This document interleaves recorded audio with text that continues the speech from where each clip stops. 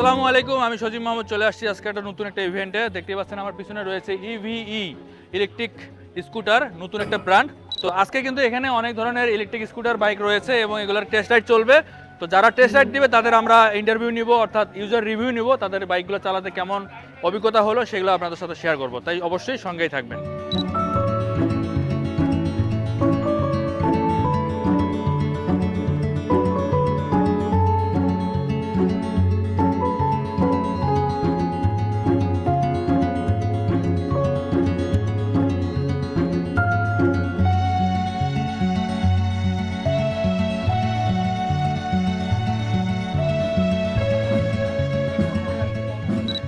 আমি রাজিউর রহমান, আমি কাজ করি আকিজ ব্লু পিলে। আচ্ছা, তো ভাইয়া আপনি ইলেকট্রিক স্কুটার কি এর আগে চালাইছেন কখনো? না, প্রথমবার প্রথমবার। First experience. আমি বাইকার, বাট ইলেকট্রিক ভেহিকল প্রথমবার। আচ্ছা, কেমন এক্সপিরিয়েন্স কেমন আপনার? যতটুকু চালিয়েছি গুড। হুম। প্রথমবার তো আসলে আমি এখন পর্যন্ত কমফোর্ট হতে পারিনি, বিকজ আমি যেহেতু অন্য বাইকগুলো চালাই, ইলেকট্রিক বাইক প্রথমবার চালাচ্ছি, বাট কমফোর্টেবল।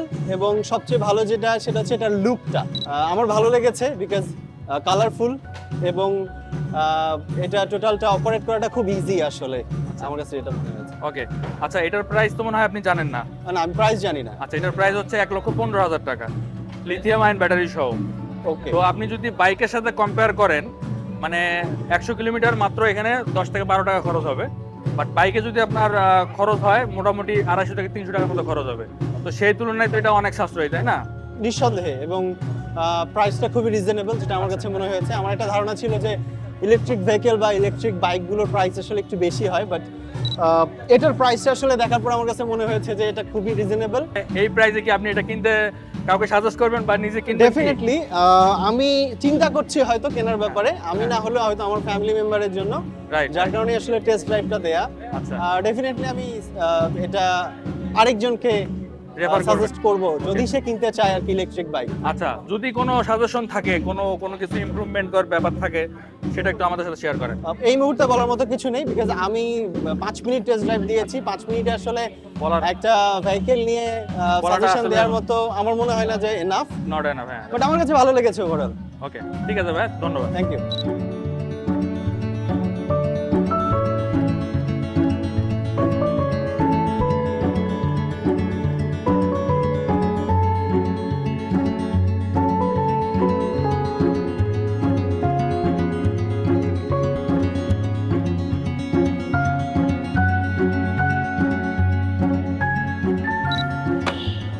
খুবই স্মুথ একটা ব্রেকিং, আর হচ্ছে এটার রাইডিং এক্সপিরিয়েন্সও ভালো। আচ্ছা, স্মুথ পারফরমেন্স আমার ভালোই লাগছে। আদার্স ব্র্যান্ডের সাথে আমি কম্পেয়ার যদি করি তাহলে বেশ ভালোই। আচ্ছা, এটা ভালো লেগেছে। ব্যাপারটা হচ্ছে যে ইভি চালানোর অভিজ্ঞতা ফার্স্ট আমার, বাট আচ্ছা। বাইক চালাই সাধারণত, বাট ভালো লেগেছে। এক্সেলারেশন বা হচ্ছে ব্রেকিং সবই top notch. So I hope people will like it.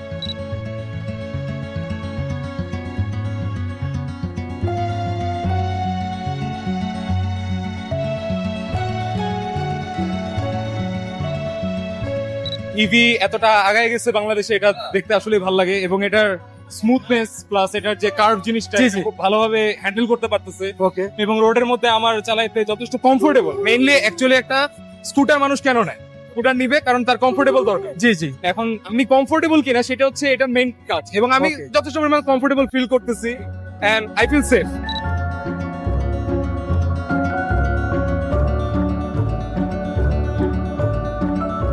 এটা এক্সপিরিয়েন্স খুব ভালো ছিল, খুব স্মুথিং ছিল, আমার চালিয়ে খুব ভালোই লাগছে। ঠিক আছে কিনা? হ্যাঁ, এই প্রাইসে আমরা সব পাচ্ছি ভালোই প্রাইস। চালাইলে অন্তত একটু ইজি লাগে, কারণ জি জি, বাইকের মতো হচ্ছে আপনার আলাদা করে গিয়ার দিতে হয় না। আর এটা নেয়ার প্ল্যান আছে। আর হচ্ছে ঢাকার মধ্যে আমাদের যে জ্যাম, তারপরে এগুলোর জন্য বাইকের চেয়ে স্কুটি আমার কাছে প্রেফারেবল মনে হয়। বলতে চাই যারা এটা ইম্পোর্টার বাংলাদেশে, তাদের উদ্দেশ্যে বলবো এটাই যে আপনারা যে প্রাইসটা রাখছেন এটার জন্য অবশ্যই সাধুবাদ জানাতে হবে আপনাদেরকে, কারণ একটা খুবই এগ্রেসিভ প্রাইস হয়েছে। এখন যদি আপনারা আফটার সেল সার্ভিস এবং স্পেয়ার পার্টস সাপোর্টটা ঠিকমতো দিতে পারেন, জি। এবং সারা বাংলাদেশে যদি আপনাদের কিছু ডিলার পয়েন্ট বা সার্ভিস সেন্টার থাকে, আমার মনে হয় এটা ভালো একটা অবস্থান তৈরি করতে পারবে বাংলাদেশের বাজারে।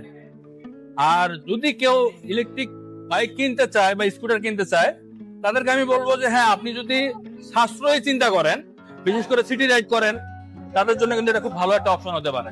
ধন্যবাদ।